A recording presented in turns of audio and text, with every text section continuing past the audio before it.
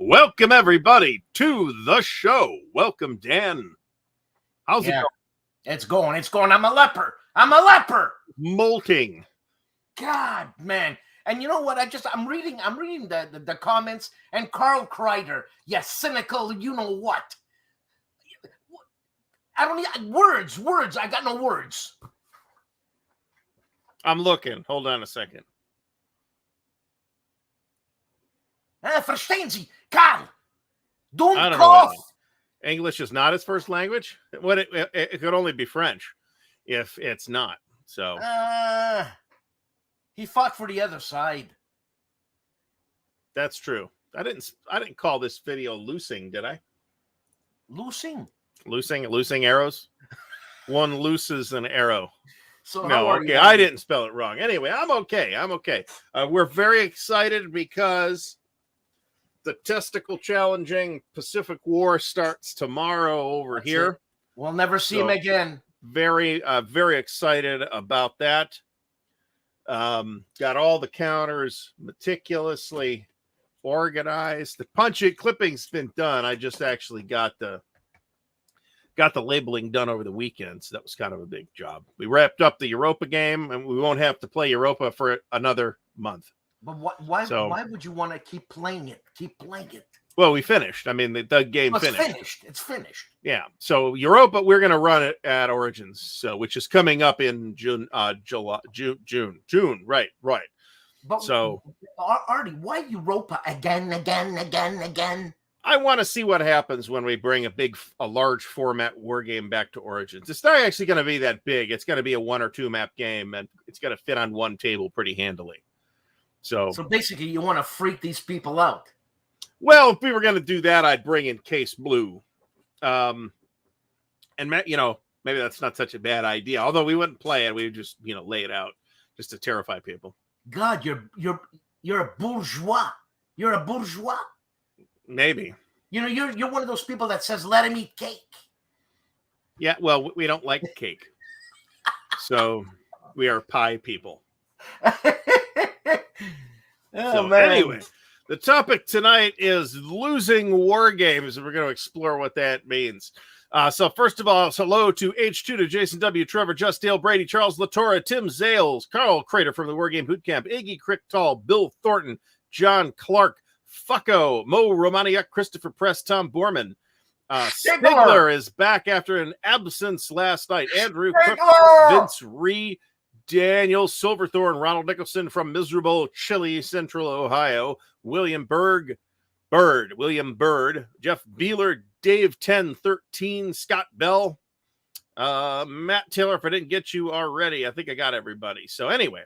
It's funny, Stigler, you say you got no interest in sci-fi, but Stigler sounds like Scully.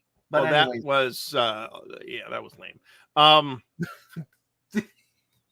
I liked X-Files, man. I was not a big fan of it. I mean, it wasn't like the worst thing on television by quite a lot, but I was not that crazy about it. Yeah. It was caught in a weird era, not to distract us on this topic, but it was caught in a weird era kind of between where you had TV shows that were totally episodic and TV shows like now that are like completely structured stories. Yeah. And it tried to be both, and I think it failed at both. So I don't want to change the subject, but what are you watching right now in terms of Wicked TV? Better Call Saul. Are you watching Better Call Saul? I am not. I'm watching Winning Time on HBO, which is absolutely fantastic. Yes, it's the basketball show. And what else? I tried to watch The Kingsman, which is the Kingsman prequel, and I thought it was absolutely terrible, unwatchable trash. That's a movie, isn't it? A movie? It is a movie, yeah. But don't you watch series like Yellowstone or? No. Yeah. Okay. Next. Yeah. Anyway, so losing war games. So I actually didn't mean it in the sense of, you lost. Although we can certainly talk about that sore player, sore loser, or sore winner for that matter, who was an objectionable opponent or, teammate as the case may be, since we play a lot of larger team-based games. There's a fella here in Ohio that I'm not even sure where in Ohio he lives, but he does show up at some of the local events, and nobody wants to play with him anymore. Because he's just a disagreeable dick. So he becomes super, super highly competitive and very disagreeable when he plays. So, hey, Victor Centron, what's up, my man? Victor, man. First time I see you here. No, we should have a bell. Ding, ding, ding. So, but what kind of I meant more is kind of like, so we have Origins coming up, right? And it's easy to lose war games in that giant convention, right? War games used to be very prominent at big conventions like Origins and Gen Con, and they're still there, but they're really not anymore. But what's wrong with losing? Like, why is this a topic? Losing like what? Yeah, I keep thinking of Stigler. If I play with Stigler, for some reason Stigler, I don't know, he's going to be a real bad guy to play with. Probably not. Stigler, well, there are people who are perfectly decent people who are maybe people you don't want to play with because of the person that emerges when you play with them, right? That's a thing that not accusing Stigler of that, of course, but there are people like that. I'm just saying, because Stigler's the kind of guy who won't even raise his voice. He's one of those soft-spoken guys. You're making a bad move. You're making a bad move. That's, you got better listen to Stigler because he's got the experience to back that up. I know. So that's the problem. He's just offering gentlemanly advice. Another thing I've actually been reading is I've been reading or I've been listening, I guess, to the Revolutions podcast on the American Revolution, which has been pretty cool and interesting. It's there's so much there; it's almost a book. It's funny. I'm really into the Civil War. Like my interest, really, like wow. But the American Revolution, I should get into that because that's kind of wicked in itself, man. Seriously. There's some interesting things in it, and there's certainly some good entry level games. Washington's War is a good game, for example. If you want a little bit more detailed treatment, I guess I have 4 big strategic level American Revolution games now. So we actually had an American Revolution as a topic. I forget whether we did that on my show or this show, but it's amazing that they were Brits and insurgents. And basically, they said, we're going to start our own country. Kiss my ass, Britain. Yeah, I mean, there was a complicated confluence of causes of the American War of Independence. So that's true. John Longshore is that, he lost some games where he physically lost some games where, he could have sworn he had them and can't find them anymore. That is a thing that has happened to me. Not so much as war games, because it's a little harder to keep track of a box. It's a little, on the other hand, at some point, I had only the SO rulebook and Beyond Valor and like 2 scenario packs. And I had the scenarios in a binder somewhere. I am absolutely flabbergasted. I have no idea where that binder went. So I do not have the scenarios for the first module at this point. Very irritating. I do but I have the old ones. We should do a American Revolution show. Well, we can do that. Yeah, because I'd learn a hell of a lot from that. We can talk about that. Man, BAR. So the way I read these acronyms, BAR is Battles of the Age of Reason, where BOAR is Battles of the American Revolution. The first series is from Clash of Arms and is a pretty heavy battalion level La Bataille-esque series, which I've nevertheless heard a lot of really good things about. And BOAR, isn't that British something of the Rhine? British no, that'd be BAOR actually. Sorry, the Rhine. And then Battles of the American Revolution is the Mark Mikla series from GMT, which is I guess about brigade level. That sounds right. So Carl had a game stolen at a convention once. Was it Case Blue? Why would they steal a game from that guy? He's German. He's 6'6", and he's huge. How can you steal something from a guy like that? Do you know about the Emu War, Dan? where the Australians fought a war against the emus and lost. What's he saying? Trevor, I'm gonna hit you, Trevor. Is that a joke? He said no, he's not. The Australians fought a war against the emus and lost. That's their real animals. Thing. You fought a war against the animals. The giant ostrich-like birds, yes. And they lost. Yeah, because the emus are still there. And the Australians had to go home and get dinner. I've always considered Axis and Allies. Now, this is another one of those games that I haven't played in 30 years, so newer editions may mitigate this problem. But I always felt like it was a problem that Axis and Allies was over in the first 2 turns. You knew who was going to win. Now, William, of course, Stigler's all right.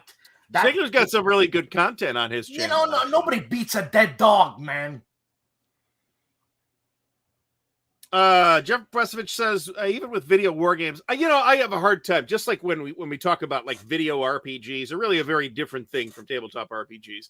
And I really feel like, despite the potential being there, the video war games are really a pretty different experience from a tabletop war game too, to be honest. I mean, the advantage is you don't necessarily need an opponent, but an AI opponent is generally either a bum or a cheating bitch. And I'm not a fan. So, like in I forget what those games are. That's nuts. I don't want to misstate it, but Hannibal is a beautiful game. So you'll use Hannibal Rome versus Carthage. It's fine. That's a fine game. Isn't that a Simonich game? It is, yes. Like it's 2 designers, right? I think the official credit is Mark Simonich and Richard Berg.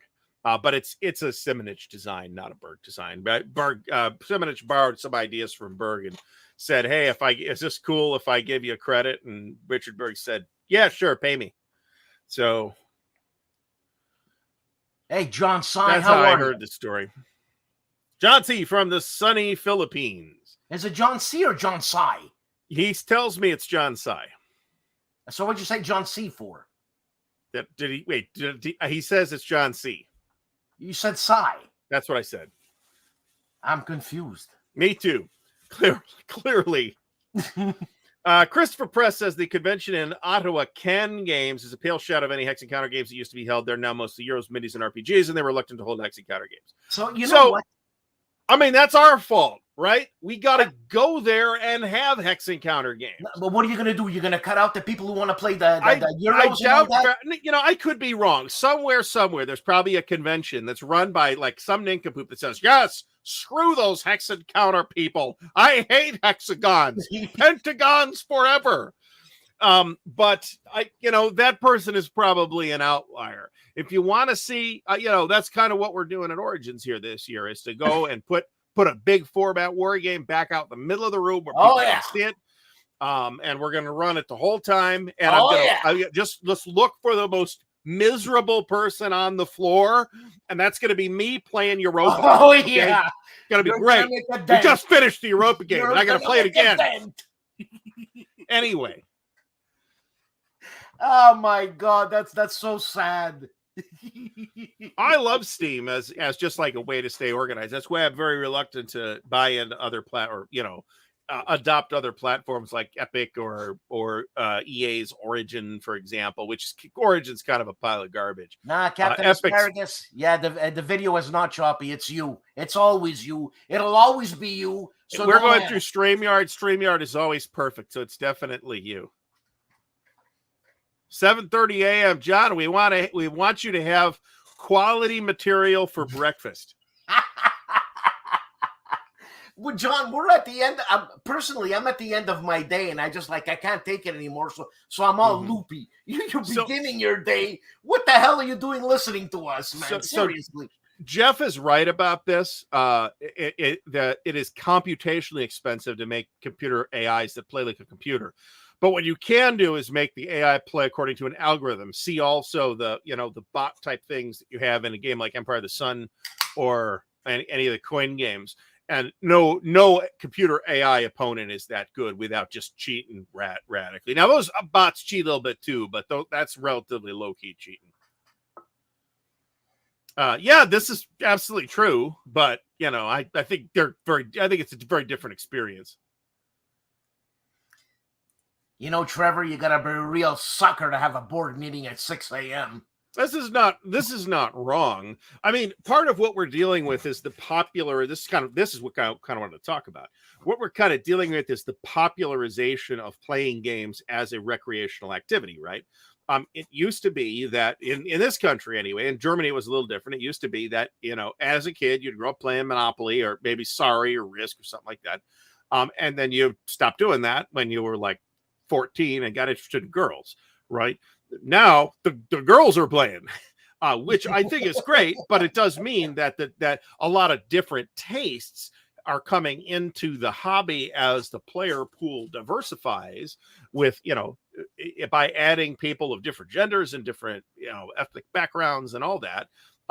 And, you know, it's easy to feel like, you know, because I don't know how many times I've had the conversation, and Brant's probably had it more than I have, of, oh, Origins doesn't have wargaming anymore. Well, it's not true. It's never been true. You know, but and if it is, it's your fault for not going there and doing wargaming. So, you know, either embrace what we have or work to fix it, right? No, but I mean, even if the same amount of people who have gone to Origins are still there doing wargaming, they're overtaken by the Euro crowd. Well, you know, you got to know where it's at. You know, that's absolutely true. Sure, but you know, it's at a huge event like Origins. It's not all Euros per se either, right? It's a whole bunch of stuff. I stand corrected, John C. Yes, Doug. Yes, I agree. That's why hexagons are the bestagons.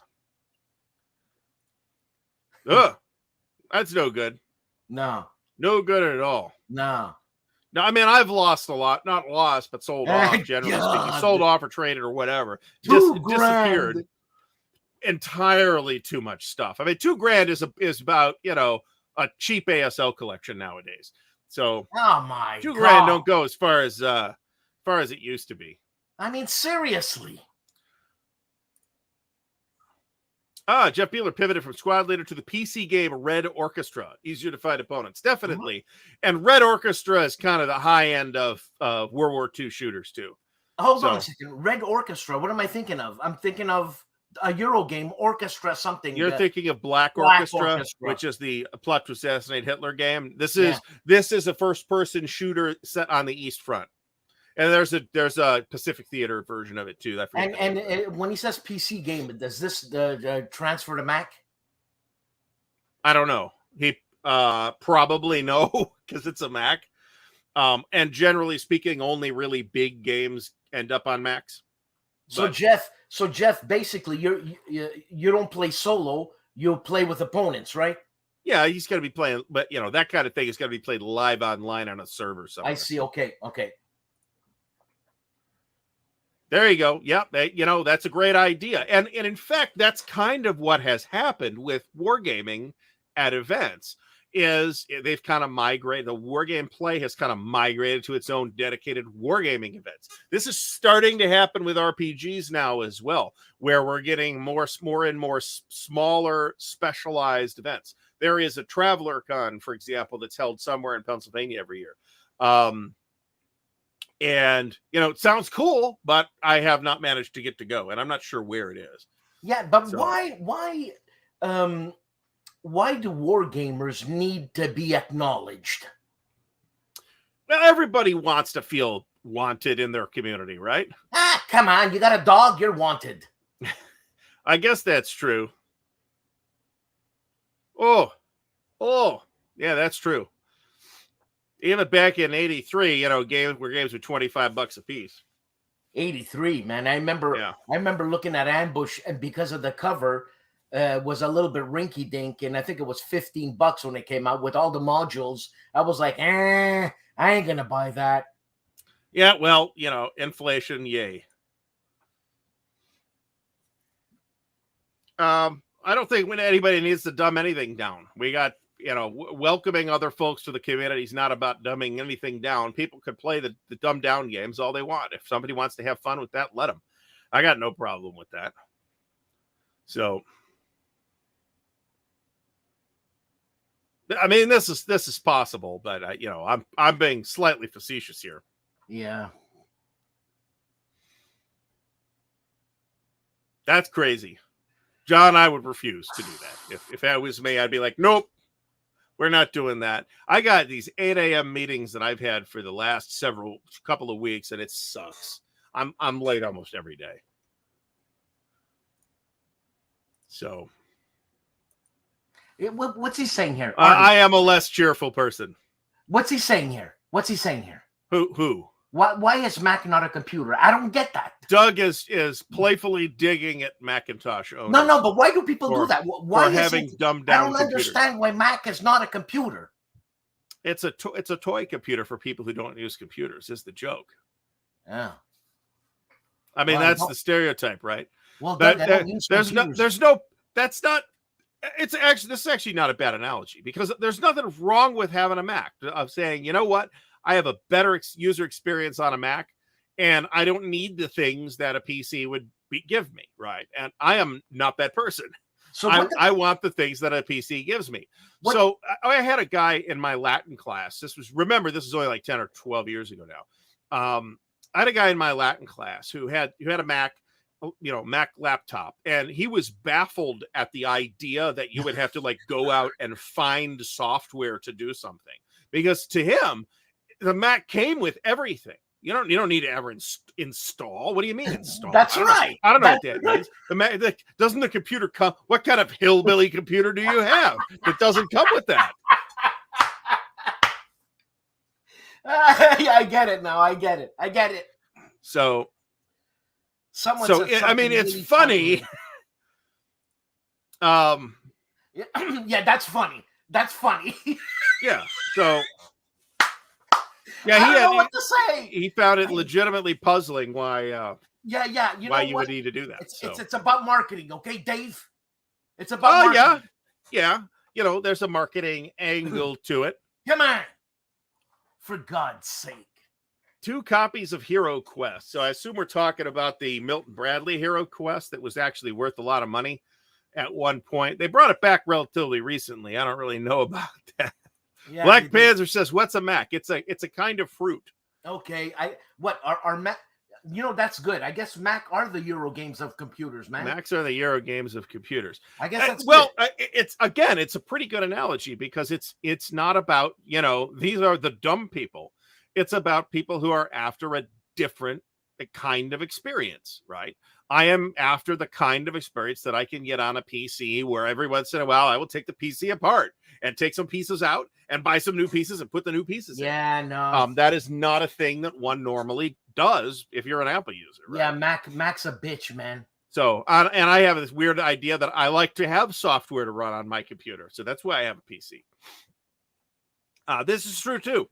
Some people, and you've said this actually, where some people don't like games that become too confrontational. Games like Diplomacy or Cosmic Encounter. That's absolutely true. Some people just don't want to deal with that. They want to deal with kind of a gentler competitive games or co-op games. Those kinds of folks maybe might find a better home in RPGs, actually, which are normally cooperative games. John C. wrote his master's thesis on a Mac. See, nothing wrong with that, unless it was about computers. Well, hold on. Were you granted the master's?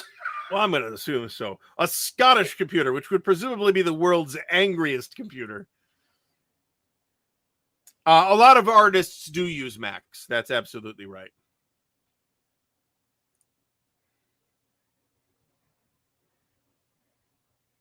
I mean, this is kind of true. The Mac OS is basically a built off the skeleton of Unix.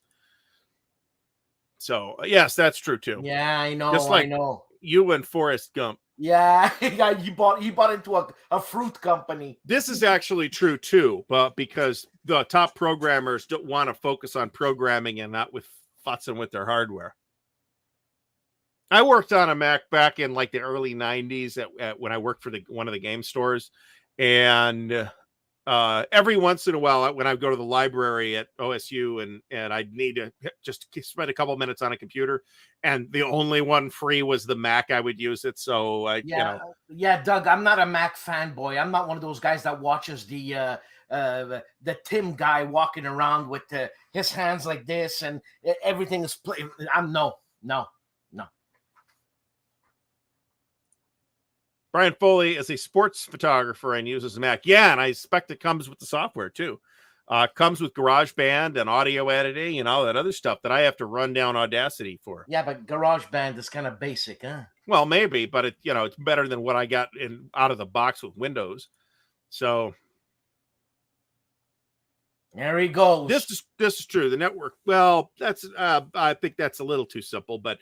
Because you got to know where to find the network stuff in the OS, but yeah, Mr. 6'8". If you don't have to do that kind of support, then it doesn't matter.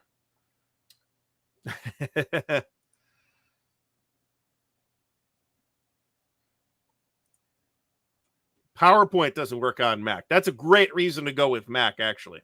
But why you want to use PowerPoint? I don't want to use PowerPoint. That's what I'm trying. That's the joke. All right, now I'm trying to get through the Mac questions now, and everybody's now talking about Macs versus PCs, which was not my goal for the show. So this is actually audience drift, not us just randomly segueing onto another topic. Someone said something. God, it's lost. It's lost to the mists of time. It's all good. So, but you know what? We have, we're going to have some exciting wargaming content. And by we, I mean the Armchair Dragoons, which is where our stuff will be. And there'll be other war games happening as well. So if you want to try Europa, you don't have to stay the whole time necessarily. We're doing it in slots so people drop in and out as they want. So you'll be able to get that experience. And it is an experience that I think most wargamers would actually find rewarding, even if they ended up walking away from the session saying, "Oh, never doing that again." I think there's a rewarding aspect to trying that system. Someone says something about a Tandy 100.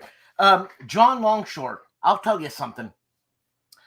One of my friends, his name is Jean Saint-Jacques, right? And he's the keyboardist for Céline Dion.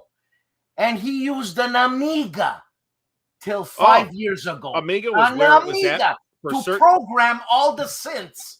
For certain specialized things, Amiga was where it was at for a long time. All the Babylon 5 computer graphics were all done on Amigas. Yeah. I mean, that's 30 years old now. Bear that in mind. But for some specialized uses, Amiga was where it was at for quite a long time. Man, he was using an Amiga. I couldn't believe it.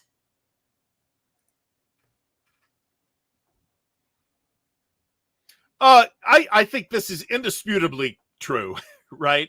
It's a lot easier to say, not only this, but it's easier to pitch to people to say, "Hey, come play, Salerno 43 with us. How long is it going to take? About 3 or 4 hours." That's not a hard sell particularly. No. But then you say to people, this is kind of the point though of what we're trying to do is to see how it works, because we're not forcing people to commit to playing for 4 days. You're just committing this, come in for a couple hours, play, and then, move on, do your own thing. It's a bigger ask to say to people, yes, we'd like to play, Case Blue, and you're going to have to dedicate 10 to 13 hours a day to it for 4 days. That's your whole convention, especially at a big convention at Origins where there's thousands of events to pick from. And even the most disagreeable prick could probably find something to do. And so that playing a huge war game just defeats the purpose of having people enjoy war games at a Eurogame convention. Maybe. And maybe the lesson that we take away from this is that this is not really what we should be focusing on, and what we should be focusing on is doing more of the stuff, the Salerno 43 type stuff. And I'd use Commands and Colors as an example, but it's not really a hex encounter game. I mean, it kind of is, but it kind of isn't a hex encounter game. It's less visibly a war game than a something like Salerno 43 that has hex encounter. if you know what I mean. Yeah, this is true. I'm not sure I've won a game of flat top either, but it's an absolute blast to play. How difficult is flat top? It's fairly complicated, but we play it with a referee, so he handles all the rules. Who's the designer of flat top? S. Craig Taylor, the late great S. Craig Taylor. Hold on, I'm thinking Besink. Okay. Yes, fortunately, Basink's still around. Yeah.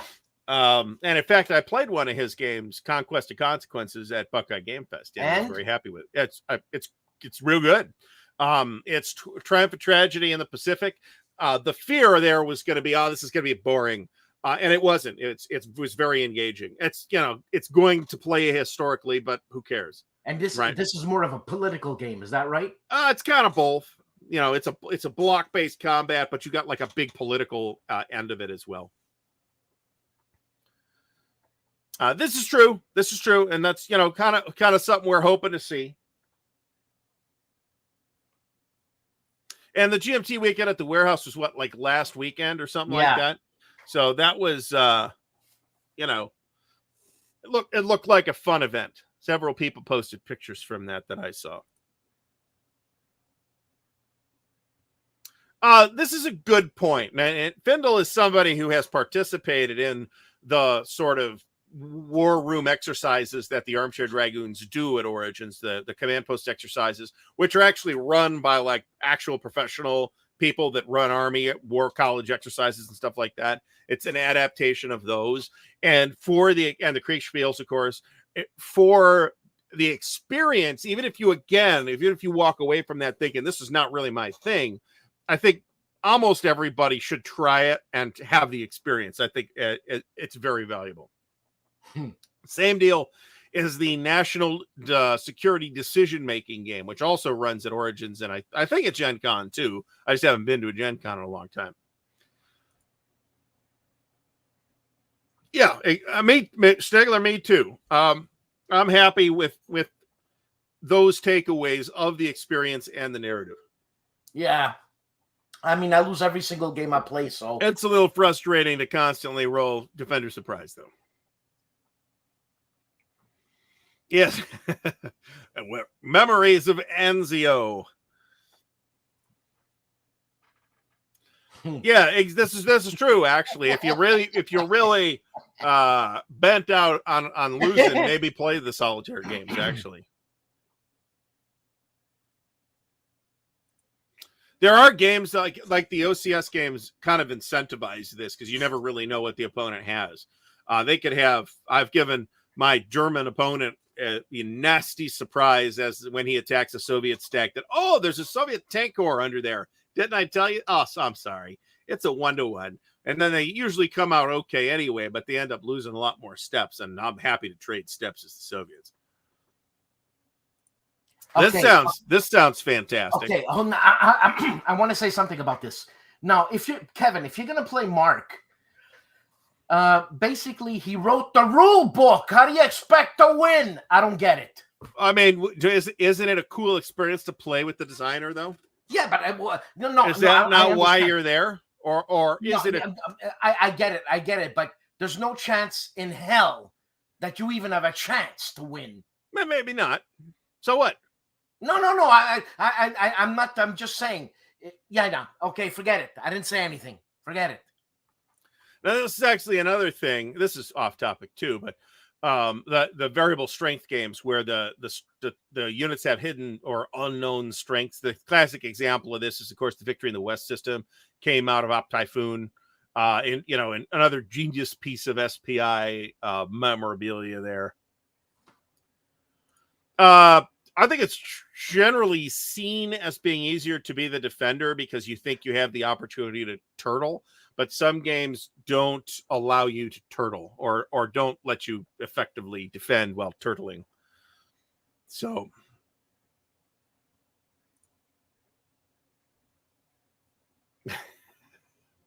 the twist off ass, John. Twist off.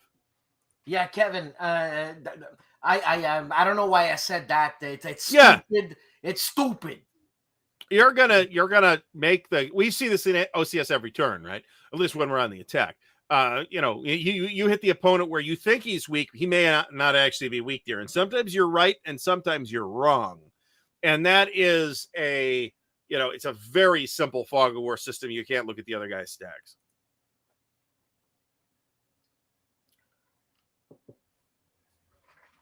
I am unaware of this, but I'll let people who have talked to Mark Simonich speak to it.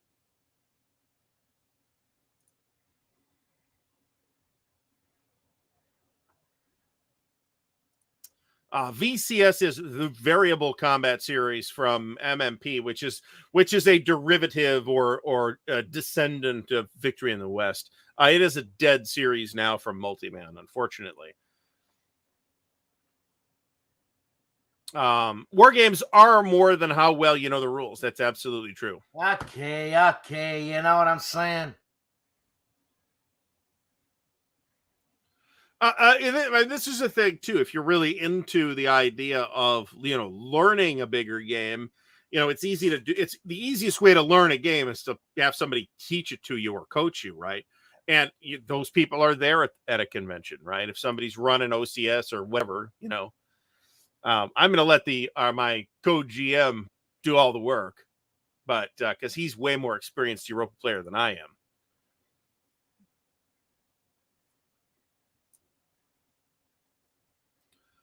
I suppose this is possibly true, or there are some games that the rules are complicated enough that you don't necessarily see the strategies right away. You don't know how to necessarily execute your strategies using the mechanisms given by the rules.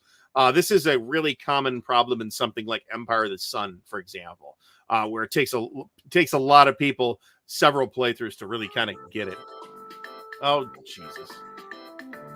It's elevator music. Excuse me. I just froze. Sorry. This is true, too. And, this is the lava tie problem, where there's a million different versions of the rules and nobody can keep them all straight. So it's interesting that Mark Simonich is going to be at the Dallas Expo. I assume we mean the Consim World Dallas Expo. I don't know where he lives, so I don't know what conventions are convenient for him to go to. You know what? Kevin it was Kevin, right? Who is playing Mark Simonich? I forget. Oh no, is it Kevin? Again, he's trying. Yeah, Kevin. Kevin, when you do play Mark Simonich, please, when you do play Mark Simonich, Kevin, please ask him. Do an interview with Dan. He's a shy guy. Push him a little bit, okay? Please. Anyway, yeah, Empire of the Sun is a great example here. And of course, history does not know game balance, right? There are a lot of, say, the series that leaps to mind immediately here for this is Great Battles of History. A lot of those games are mismatches, right? Where one side is clearly favored. Sometimes the other side is the side that historically wins in a battle like Kenai or Gaugamela, for example. The disfavored side ends up winning historically. But that's one reason why they're interesting. And to his credit, Berg and Herman would usually say in the scenario, "Hey, this game heavily favors the whoever," and they'll also tell you where this is a pretty good tournament scenario because it's relatively balanced. So remember that the art of being a good commander is not having evenly matched battles, right? If you can maneuver your opponent into fighting a battle that favors you, that is the point. So yeah, you froze there for a second, Dan, when your Muzak went off. Yeah, sorry, man. So I think it's very disappointing that you have such lame ringtones on your phone, though. I got it. It's not my phone. It's my computer. I never changed it. You put like a lame Muzak ringtone on your computer? Yeah. It's like a lounge lizard stuff. Oh boy, that's weird. A2. So what he is referring to, the one true phlegm, good call. This is like the second rule in the ASL, the giant ASL rulebook that says if you made a mistake and you moved past it already, the mistake happened. Just keep playing. It's over. And I think that's generally speaking. I mean, to some extent, there are some mistakes that you could theoretically make that are so bad that you have just cocked up the entire game and need to start over. Yeah. But generally speaking, you just roll with it. You just say, it's too late to fix. But what do you mean? If you make a mistake, why would you want to start over the game? Well, let's say you made a mistake that cost you the game, or that you knew was going to cost you lost the game. You lost. Well, yeah, you lost the game. You can start a new game if you want, but then that's a new game. This is true too. This is the art of fine-tuning victory conditions in many cases to reflect the historical realities of, the particular situation. And of course, this is absolutely right. The battles are rarely equal battles, since if you are a general and you are fighting an equal battle, you have probably screwed up.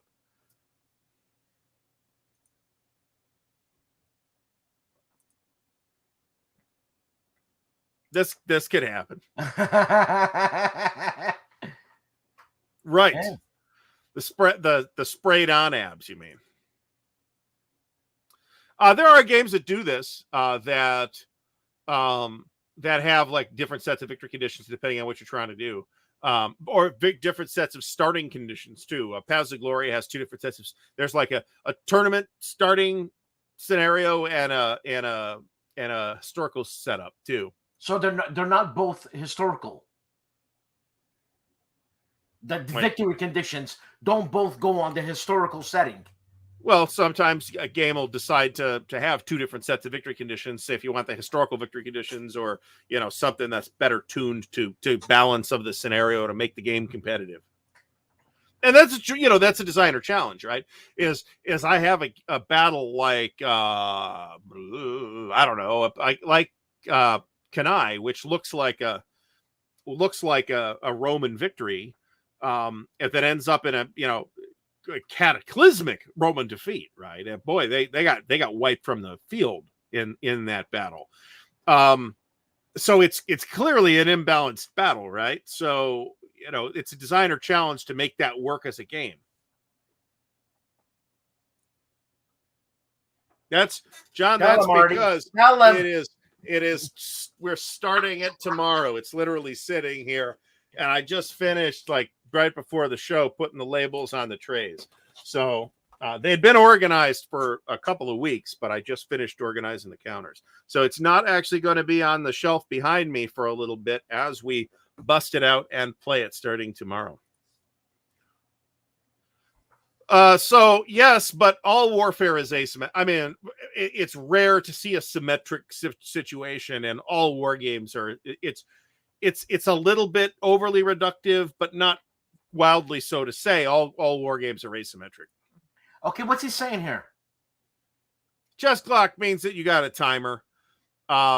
So that means if he made a mistake with the A2 rule, there's 5 minutes to fix it. Yeah, but the point of the rule is to say that once you've moved past it, you're already reacting based on the situation. That's right. That's right. That's right. So and I'm fine. ASL has a rule for this. I'm fine with backing it up a couple of steps if that's easy to do. But if we're playing, I give you an example.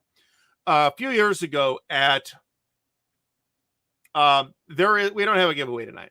A few years ago at Winterfest, we had an Atlantic Wall game happening, and it's got a very structured turn sequence where you actually have to move your units in order. You can't just like move your units through other units. You have to actually move, and they actually block roads and stuff like that. Okay. So we had one person who was a bad player and a bad human decided that he insisted that the other guy had to rewind his entire turn, bearing in mind that the other guy has like 300 counters on the map, so that he could position differently for the incoming attack. And the guy playing the British rightly said, no, I can't do that. This game doesn't work that way. I can't just back everything up 6 hexes. I had to we just took 3 hours to painstakingly move all these armored units up this congested road. I can't rewind that. The game mechanics simply do not allow you to rewind in that way. If you made like one move and you said, oh, I screwed that up, I got to back that up, that's different. if you did like a whole movement phase where you got like 300 pieces, it's like Artie, literally not possible. What did he screw up? Did he screw up a rule, or He did didn't he screw up any. one of the he strategies? The defending player screwed up a defense. That's what it was. And then he stomped his little feet and ran off. So William Aarons, thank you so much. Says winning for him will be playing either at the table or on Vassal. Grant Alexander said, I ran a great table at the Buckeye Con. Yes, I appreciate the kind words from Grant and Alexander, those damn guys. I know Grant, but who's the other guy? Alexander? Yeah, I don't know, man. And I'm Grant. I can't really do Alexander. And I'm Grant. I didn't do that during the interview, which you'll eventually see, but I should have. So they're talking about the OCS table too, of course. Flat Top is a marvelous game. So very, very, very worth your time. Doug, 5 leagues from the Borderlands. I don't know what that is. Oh, here we go. South Mountain. That's a pretty good introduction to the GBACW series for Twin Peaks. South Mountain and Cedar Mountain. They're relatively small battles.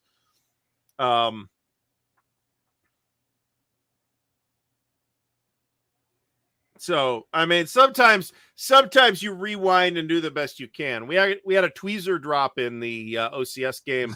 I don't know if it was last week or the week before, where it happened behind the lines. It didn't mess that much stuff up, but it did mess some stuff up. So, you know, in that situation, you just do as best you can. And one of the guys, the guy playing the Germans, actually takes pictures of the map everywhere after every turn. It's actually kind of irritating, but it is handy when it comes up that somebody dropped tweezers on the map and he's got to reset all his stuff. You know, man. So. ASL is in being an exceptionally rulesy game is overly susceptible to rules lawyerism, I believe. This is true. This was the case with Gettysburg, for example. Robert E. Lee really doesn't know the whole Union Army's right there. It's really not right there. It comes up over the course of 3 days, but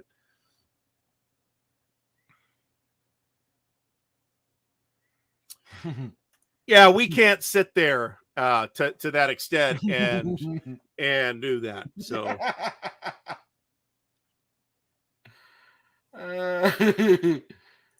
yeah, this is true actually. If you got like a rules lawyer who's not a dick, who can be very helpful in saying, yeah, this is how it works, this is how it doesn't work. Yeah, this is not Vince, this is not really an option for us. The tweezers are needed in the kind of games we tend to do. Yeah, this is true too. If you look at those old series replays, it's easy to forget rules, right? I mean, we forget stuff in OCS sometimes. So, but aren't you always looking back at the reference book or referencing the rules? Christ, I hope not. I mean, there are certainly some games like that. Stegler, we're playing the game as it was intended to be played with actual pieces. And sometimes there's so many actual pieces that you need tweezers. So, oh man! Now this is true though. Stegler, Stegler didn't say this, but Vassal does let you rewind relatively easily. I mean, beyond a certain point that becomes difficult, but you can like hit undo 10 times. So, but you know what? What's the point? Is this a learning process when you have to go back? I think it's always a learning process, right? I'm learning in every single game that I play, regardless of what game it is. I would never want to not be learning.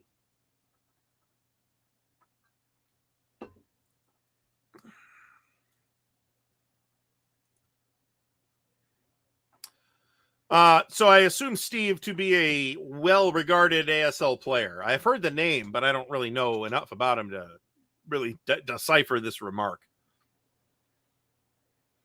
I think a little bit of trash talking is okay. That's completely okay. I'm comfy with that. Yeah, as long as you're not an asshole. Well, I mean, you could take there's a fine art in trash talk and not taking it too far. So I got no problem with a little bit of trash talk. Man. So anyway, 69 people watching. Creepy. You know Absolutely what? creepy. Stigler, I thought you would have been a rules lawyer, man. I don't know why. Huh. This is interesting. I've never tried to do this. I mean, that makes sense, but I've never tried to do that. And yeah, folks, hit the like button, subscribe, and all that. Dan's channel is linked in the video description. So yeah, and I check out my Fucker Circus smoking channel. Yeah, it's really it's booming over there at the Fokker Circus, taking off like crazy. I also have to take out the trash tonight after I'm done with this show, but before I go to the podcast recording. So it is okay to do a little bit of trash talk. So yeah, it's fun. Good. So anyway, and by the way, Dratus, what happened? We lost touch with the Twilight 2000, man. A lot of things happening, or what? I know nothing. So, but it's an RPG we're playing there, Twilight 2000. Right, I know that. I know what it is. But I thought you said you knew nothing. Well, that's true. I did say that. So, Jesus, you know what I mean? Ladies and gentlemen, you know, make up your mind. I think this is doable. 7 trays, Jesus Christ. So, I mean, I got the whole game in 4 of these giant container store trays. So, what kind of trays are those, man? These are they're container store trays. They're 27 compartment container store trays. Is it 27? Like they look like hard plexi. They're a crystal clear plastic, so the lids do not snap on, so you got to rubber band them on. Oh, I see. You know, always keep them flat. And hey, man, how is that new Aegis? I like them. They're a little tricky to open, to take the lids off, just because the way they latch. But I like them, and they're a little more. They're a bit more expensive than GMT trays, but you can't get GMT trays right now, so that's that. So 27 times 4, it would be 108 compartments. That's 6. So that translates to 5 and a little more trays. I think you could get this whole thing. The problem ends up being like certain things like the American fighters and both sides bases, where there's a lot of pieces and you end up having to take up 2 compartments. When my initial sort, which was into trays, I found that there were certain counters that I needed to eat 3 compartments with, and that just becomes very bloated. So, because the compartments on the GMT trays are smallish, right? They feel very small compared to the Aegis trays. The Aegis trays compartments are bigger. That's the nice thing about them. And so you're saying it's hard to open, man. That's not good, because when it's hard to open, all your counters are going to come flying out, man. If you would. Well, you got to figure that out. I have a system for opening it, as long as I have a flat table to do it on, where I can do it with no counters popping all over the place. Okay, yeah. Tim D6 says something about that. Yeah. It's like I said, it's a little bit of a trick. I showed it in my video of how I'm doing it. Mo's doing it a little bit differently, and who else got some samples? Marco got some samples. He did like a 2-minute video on it. And Ben Harsh from Harsh Rules got some samples as well.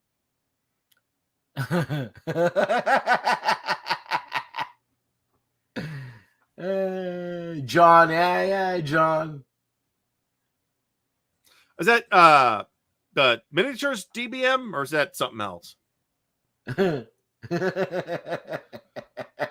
mean, Peloponnesian War builds that mechanic in, where if you're doing kind of good but not that good, you'll actually switch sides. I agree with this too. Yes. But I'm not going to get my ass all in a twist about losing either, because otherwise I'd be a miserable prick, because I'd be losing all the time and I'd be unhappy about it. So What's Jim saying? What's Jim saying? I don't know what Jim's saying. Respect. Oh yeah, Egg Mole Week. What the hell is that? It appears to be the anniversary of the Battle of Egg Mole, which was a God. What's he battle talking between about? the French and the Austrians in 1809. Okay, Jim. Napoleon was there, so that's why Jim is getting into it. Jim, you gotta talk. I gotta listen. So we should have had it. We should have had Jim on the show, and we could have had a whole show about that.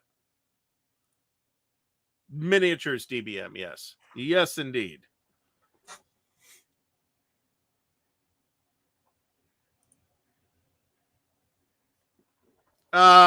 Yeah, this is probably true. Plus rules arguments, right? Just inevitable rules arguments. And I'm, recollecting from my 40K playing days here, for example. Oh, Jesus. Egg Mole Nog. You see what I mean? Jim, you see what I mean? Why was there no Egg Mole Nog, Jim? Jim, this is a failure of imagination. I can't read. You got to talk, Jim. I can't read. I'd throw Jim an invite, but it's too late now. We got 3 minutes before the end of the show. Fresh nutmeg makes a big difference, actually. Yes, yes. That stuff out of the jar is mostly wood. No. Yeah, I mean, I don't make any pretensions about being a particularly skilled player. But experience makes a big difference. If you play one game a lot, you really eventually do get better at it, right? Unless you're a general knothead and you don't learn anything. And there are people like that. I do not understand that at all. I mean, this goes without saying, so we won't say it. And I assume there's an etymology behind the different spellings of this, but I normally spell it the way Ron is spelling it here with ECK, but unlike the signs when you're headed into town, it says EGG. So I don't know.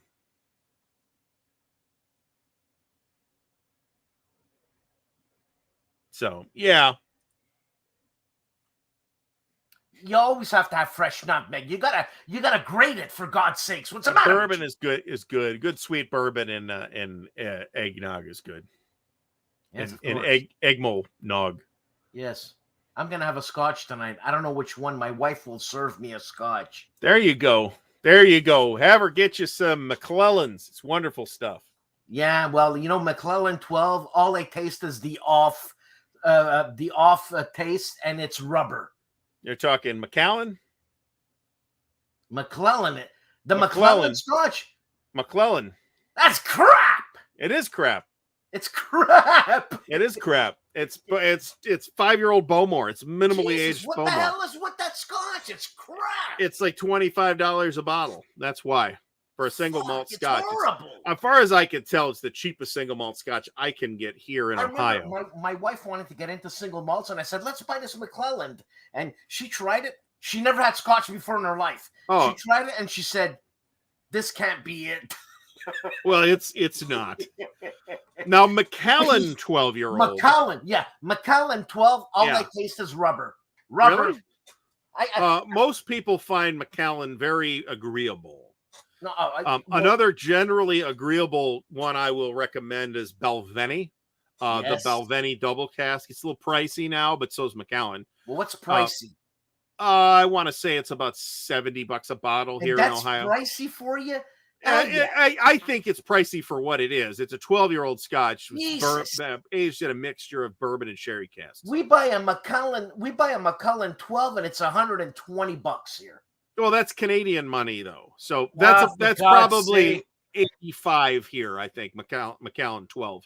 And I think that's overpriced for what it is. I think it is, but that's the reality of what the prices have been doing. But Artie, I had a $500 Macallan just Saturday. Oh, but that was good. That was good. Yeah. If that you was have really good. The really good, like the 1825s and the 30s, I've had a Macallan 25. Oh my god. Oh my god. Yeah, it was good. Yeah. So where's all the booze? I don't have any booze within reach at this exact moment. So I did like this Bowmore 15. If you could find Bowmore 15 up there. How peaty is it? it's pretty peaty. So you got to like the peaty. But it's not extremely peaty, but you're not going to like miss it either, right? So what's Jim saying? Johnny Jameson Walker Blue 1780. I've never seen that. Jameson 17. That's one of those Jameson special reserves. Generally speaking, those are very good. Oh, they're mild as hell, eh? Yeah. Johnny Walker Blue I've never had. I've never had anything but red, black, and double black. I've had the blue and the green, I think, are pricier. I think out of my price range, price range. There's Artie, there's a kit you can buy. I think we sell it for $50. It's sold for $50, and there's a blue in it. I don't know if there's a green, but the blue's very nice. The green is not always available. I don't know. So those are blends, though. There's nothing wrong with drinking blends. No, but if you drink a blend, what's in it? I don't know, right? It's Johnny Walker. It's blended for consistency. I like Johnny Walker Black and Double Blacks even better, in my opinion. They're very easy to drink. If you're just trying Scotch, you could do worse than Johnny Walker Black. It's designed to be easy to drink. Okay. We're talking about Canada. They're slamming Canada. We're slamming Canada here. Again, we're ripping on the Canadians. Interesting. Okay. Which did you get the Agmo Burrito? Well, hold on. John Longshore says, which snuff? Well, hold on. John, cocaine goes best with that whiskey. I think he's talking about dip. And because I believe John knows that I dipped for 30 years. Okay, no, but can I suggest, if you smoke a pipe, what tobacco goes best with a fine whiskey? Now it depends. If you go Highland, if you want a salty whiskey, you want a peated whiskey. There's so many questions, John. Don't be so ignorant. Oh, here we go. I would eat this in a minute. This sounds very Philippines, actually. I would eat this in a minute. I like Spam. So I like Spam too. Whiskey's made to be drunk. So, I'm not really sitting on anything too long at this point. I'm probably going to have a Highland Park tonight. Oh, that's good. Highland Park's good. That's fairly peaty. It's not like extreme peaty, but it's the lower end peaty. It's a 12-year-old. It's not that peaty. Yeah. All right, folks, we are out of time. I've got other stuff to go do, other recordings that have to happen. So I would like to thank everybody for stopping by. Please do tune in to Dan's show on Saturday morning in the wee hours, and my show next Monday at 8 p.m. Eastern. John Longshore, I was joking. I'm sure he was joking. But cocaine does go good with whiskey. I guess. I don't know. Anyway, everybody have a great night. We'll see you all again soon.